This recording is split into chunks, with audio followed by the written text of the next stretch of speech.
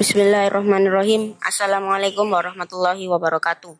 Alhamdulillahirabbil alamin. Segala puji bagi Allah Subhanahu wa taala yang telah memberikan kita nikmat iman, Islam dan kesempatan untuk bertemu dengan bulan Ramadan yang penuh berkah. Salawat serta salam kita haturkan kepada junjungan kita Nabi Muhammad SAW beserta keluarga dan para sahabatnya.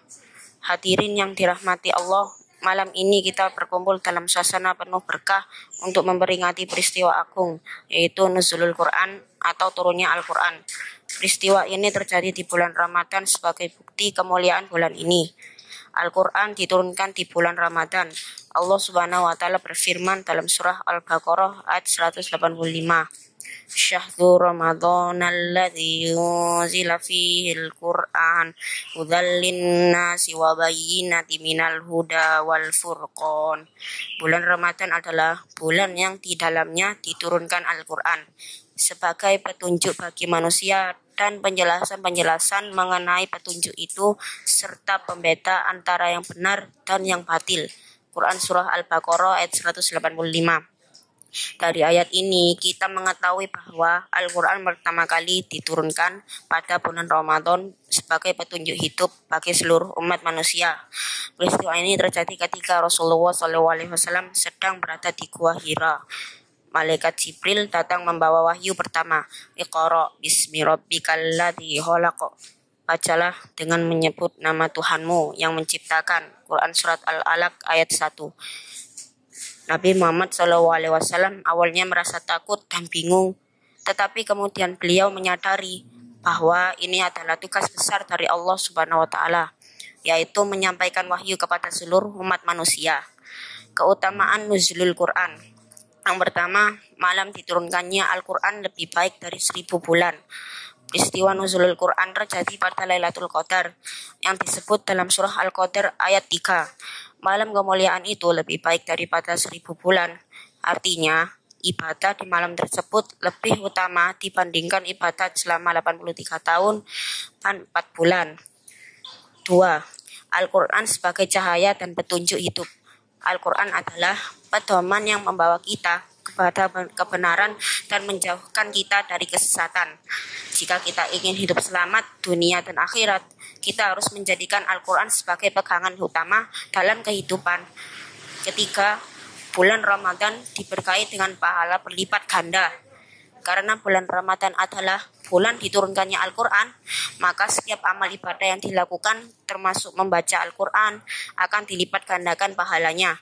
Rasulullah SAW bersabda, barang siapa yang membaca satu huruf dari kitab Allah, Al-Quran, maka baginya satu kebaikan.